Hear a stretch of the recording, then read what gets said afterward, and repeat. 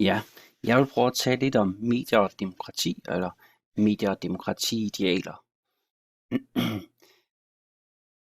For det første kan man sige, at vi har to demokratityper, som vi kender som direkte demokrati eller repræsentativt demokrati. Og i Danmark ved I, der har vi en blanding af de to, men primært repræsentativt.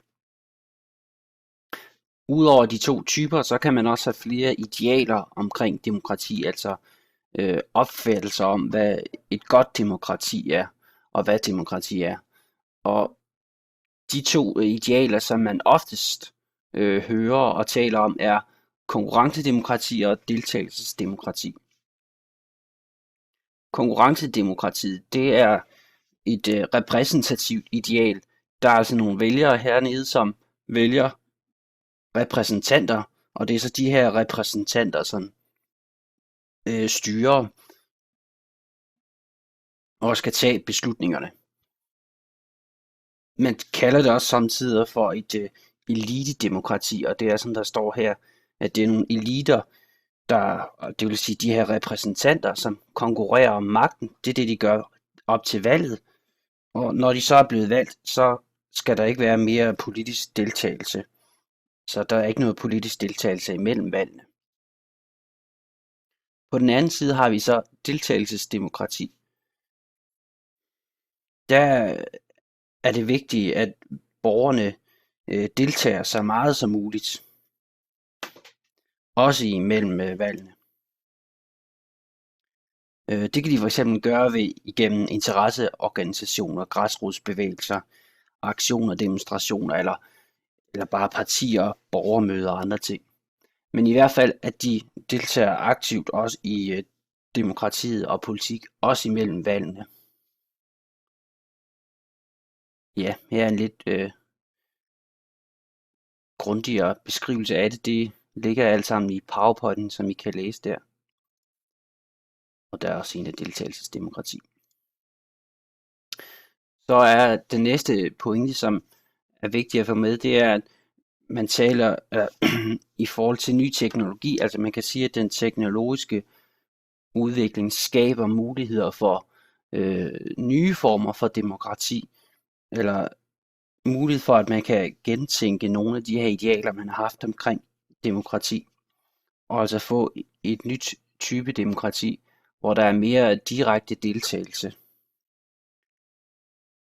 Det er for eksempel sådan noget som sociale medier, der i høj grad har skabt mulighed for det her. Altså for eksempel når politikerne er på Facebook med vælgerne, så giver det mulighed for at kommunikere med vælgerne på en helt ny måde, ikke? Og samtidig så har vi også mulighed for at deltage og debattere politik med politikerne på en ny måde, som man ikke har haft kunnet før. Så er altså en ny måde at tænke demokrati på. Det leder sig hen til et tredje demokratiideal, som man kan have om demokrati. Det er ikke et, man hører så ofte, og det er rimeligt nyt. Det er Habermas deliberativ demokrati, hvor det, der er vigtigt, er, at de beslutninger, man træffer, er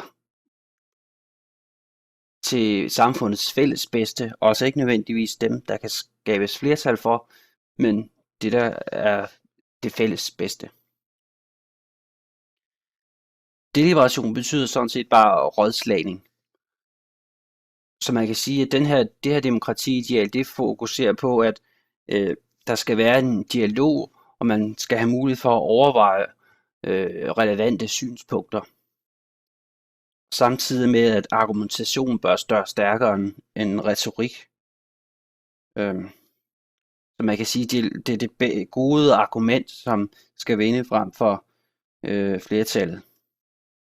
Også som der står her, hovedfokus er, at den gode beslutning er fornuftsbaseret på dialog. Og det kan man sige, det skaber sociale medier en helt ny måde, en helt ny mulighed for den her type demokrati. ved at borgerne altså får mulighed for at komme med deres argumenter og synspunkter til politikerne.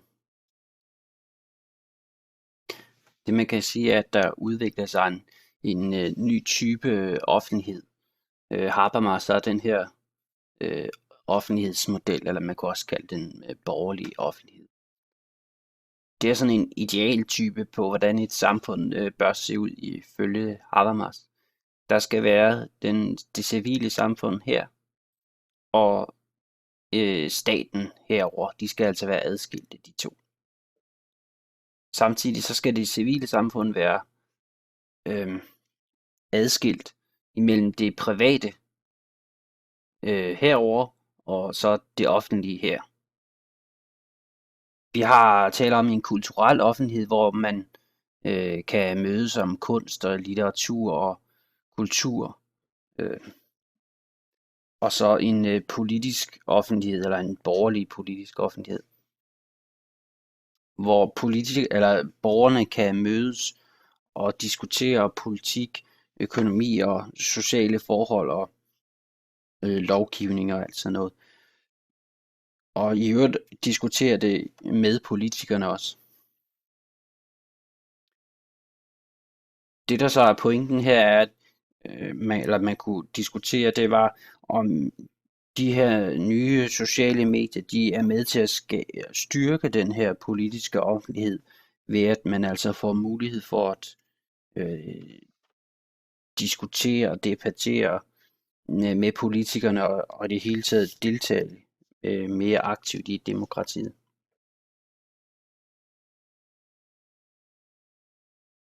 Så har jeg taget den der model med også, som I også kan se i PowerPointen.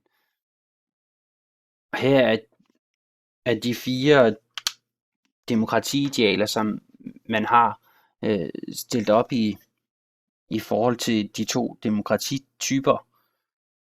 Og det I skal se, det er, at konkurrencedemokratiet hernede er en blanding af det repræsentative ideal og fokus på det enkelte individ. Hvor det deliberative demokrati og deltagerdemokratiet der er fokus på fællesskabet frem for individet. Og deliberativ er altså en repræsentativ demokratiideal, hvor deltagerdemokratiet er mere direkte.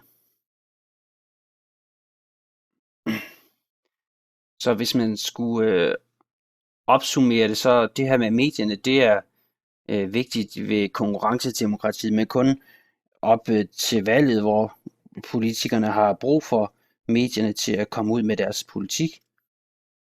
I deltagerdemokratiet, jamen der kan det godt være godt for demokratiet. Det skaber mulighed for deltagelse og diskussion.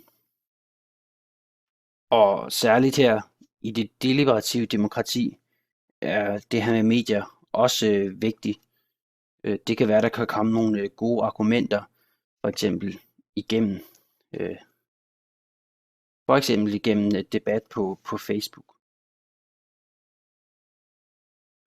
Så har man et fjerde ideal også, som man kalder forbrugerdemokrati eller markedsdemokrati, men det skal vi ikke snakke om her.